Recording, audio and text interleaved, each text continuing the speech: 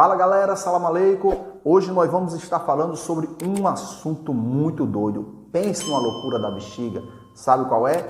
Replicação ou duplicação do DNA, transcrição do RNA e tradução, que é a formação, ou seja, síntese das proteínas. Então, se inscreve no nosso canal, deixa seu like e acompanha o vídeo. Segue a vinheta.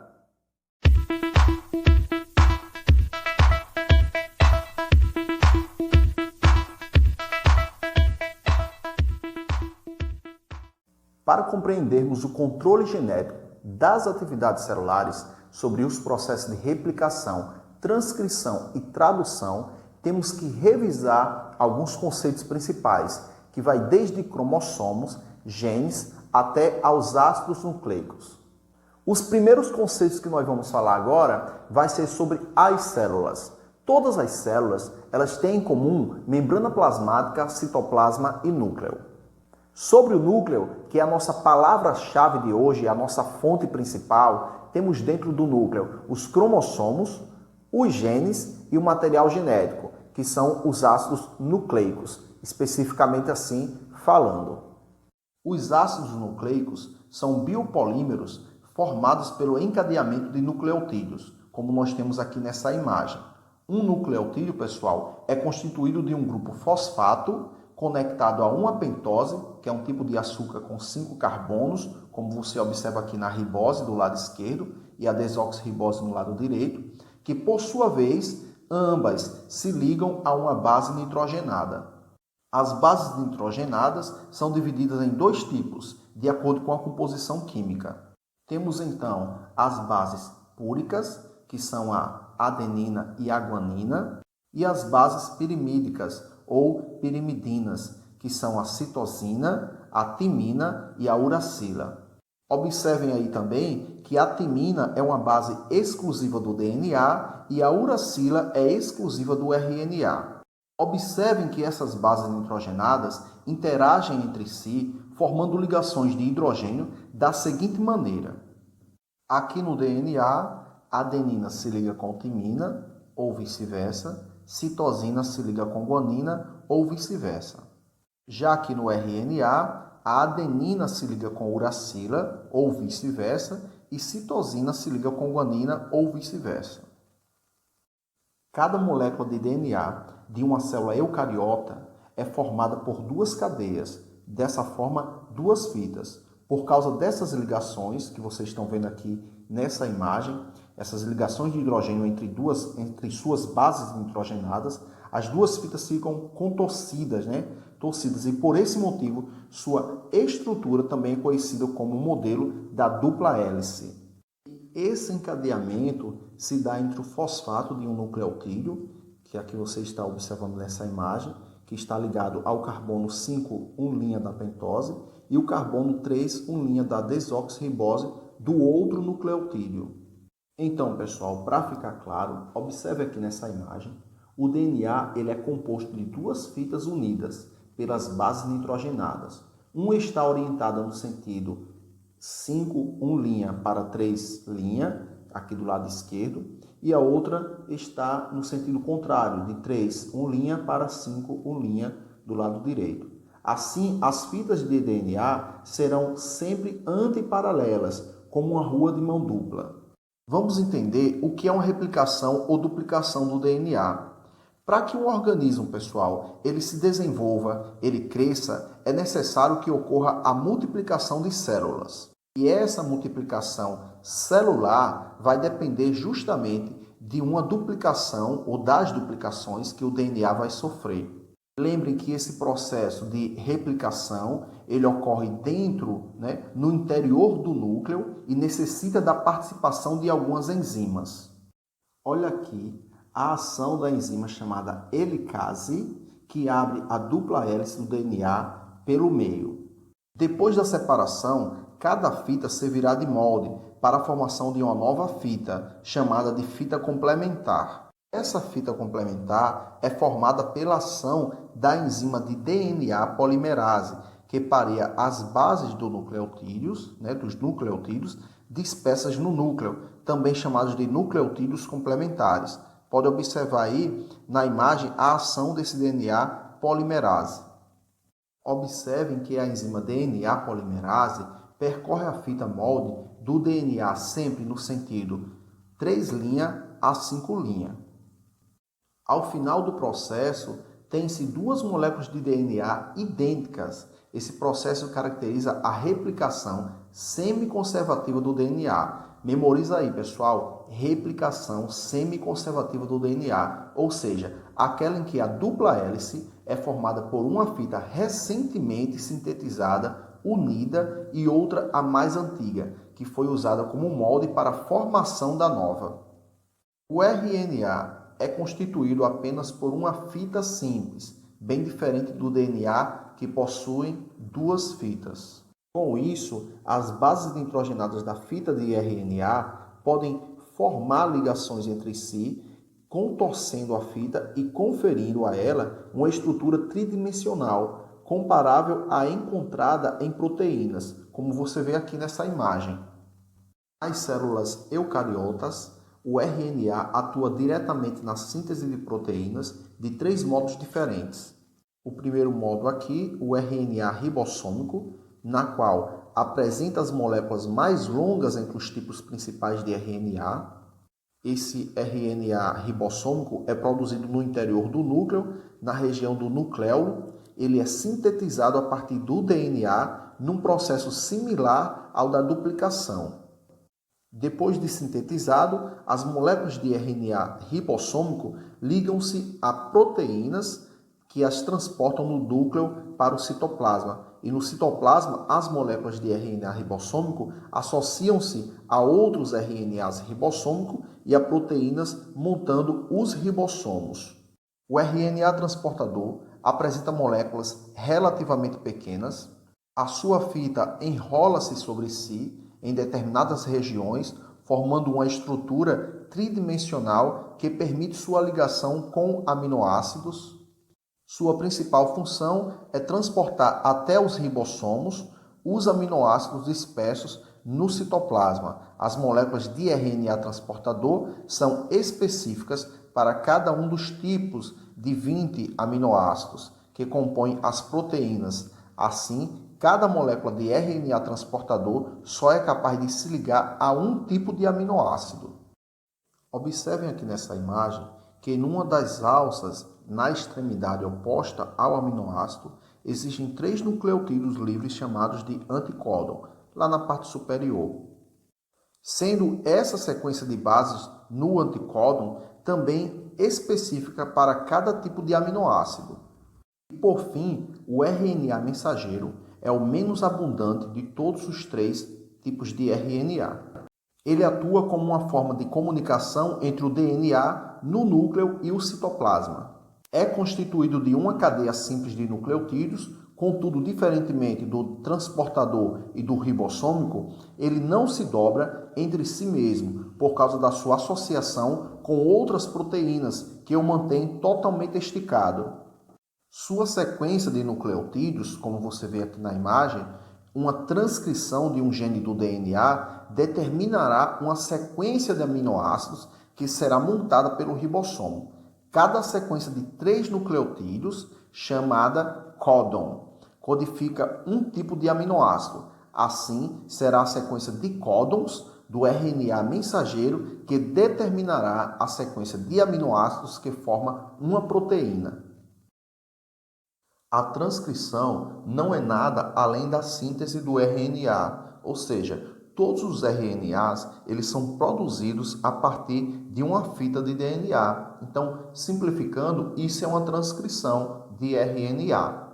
Olha aqui esse esquema da teoria central da biologia molecular. Aqui representa uma célula.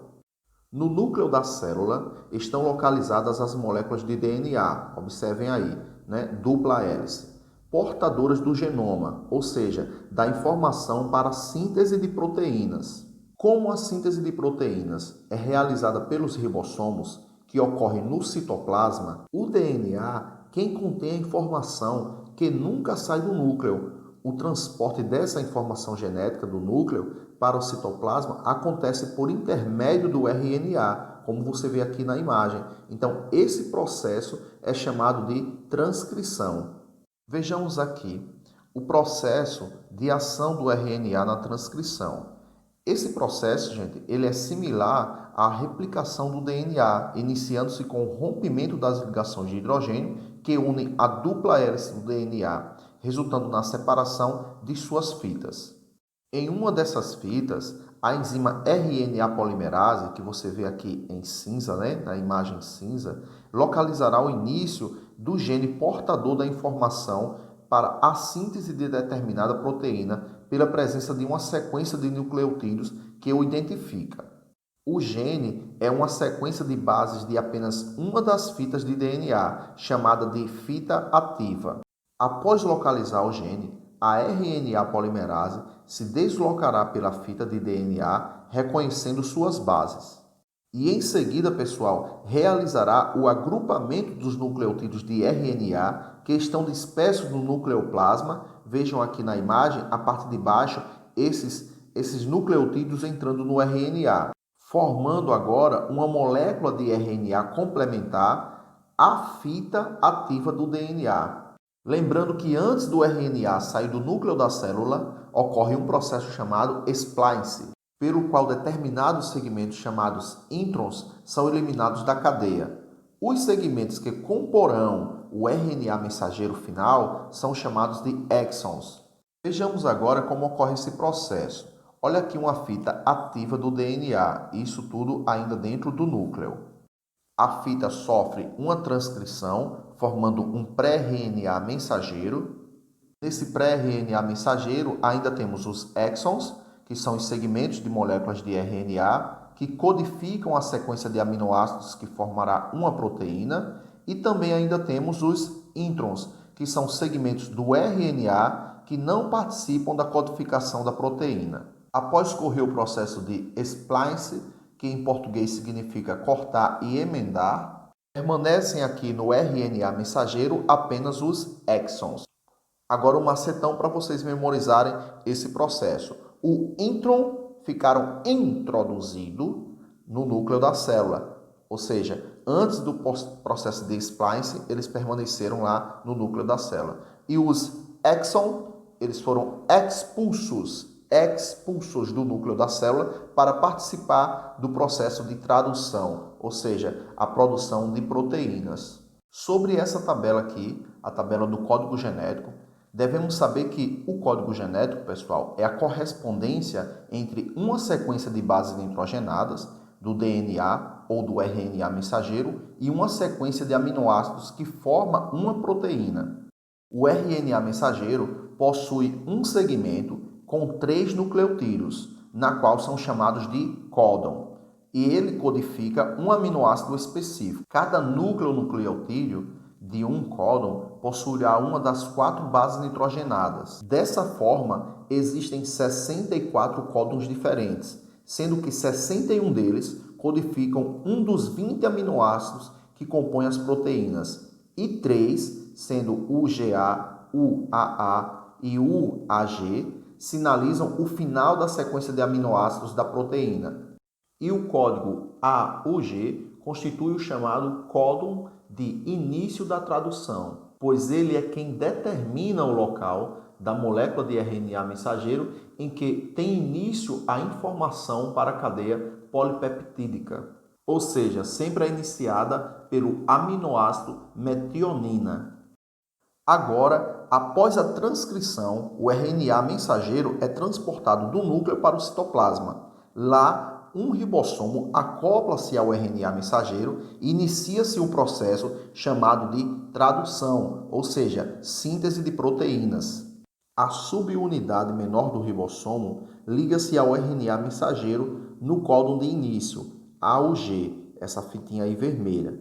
Ao mesmo tempo, um RNA transportador, cujo anticódon é UAC, complementar ao códon do RNA mensageiro e que transporta o aminoácido metionina, acopla-se ao RNA mensageiro. Lembrando que, pelo fato de AUG ser o códon de início e ele codificar metionina, para toda proteína, possui esse aminoácido como o primeiro da cadeia.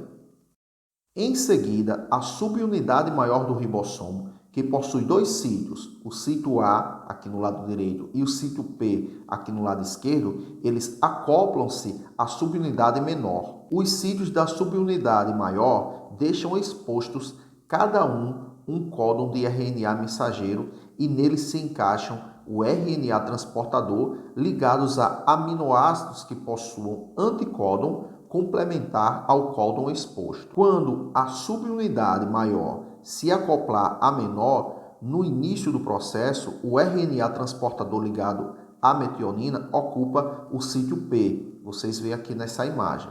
Agora, logo após a formação do ribossomo, um outro RNA transportador carrega um aminoácido, esse aqui de amarelinho, cujo anticódon é complementar ao códon exposto no sítio A. Com os dois sítios ocupados, o ribossomo desloca-se no sentido 5' para 3' do RNA mensageiro. Isso força o RNA transportador, que estava ligado à metionina, para fora do ribossomo, que captura esse aminoácido. Com o deslocamento do ribossomo, o segundo RNA transportador passa a ocupar o sítio P e o sítio A fica vago, expondo o terceiro códon. Com isso, um novo RNA transportador com anticódon complementar ao novo códon exposto vai ocupar o sítio A. O ribossomo desloca-se mais uma vez, expulsando o segundo RNA transportador e capturando seu aminoácido, que ele liga ao primeiro, que é uma metionina. Com isso, o sítio A fica vago, expondo o quarto códon da sequência e o processo dá continuidade. Os RNA transportador liberados do processo vão se ligar a outros aminoácidos no citoplasma e poderão participar do mesmo ou de outro processo de tradução. O ribossomo vai se deslocar até o final do RNA mensageiro, quando o último códon exposto pelo sítio A será um dos três que sinalizam o fim da tradução, aqueles três do stop, do pare. Não existem RNA transportador que possua um anticódon complementar a nenhum dos três. No lugar de um RNA transportador, liga-se ao sítio A uma proteína que desacopla as subunidades do ribossomo, do RNA mensageiro e do polipeptídeo formado. Para finalizar, aqui um esquema mostrando o resumão, a replicação do DNA ou duplicação, que ele transcreve o RNA, essa transcrição ela pode ser reversa, tá? E a replicação que apenas o RNA pode fazer, e em seguida a tradução, que é a formação das proteínas.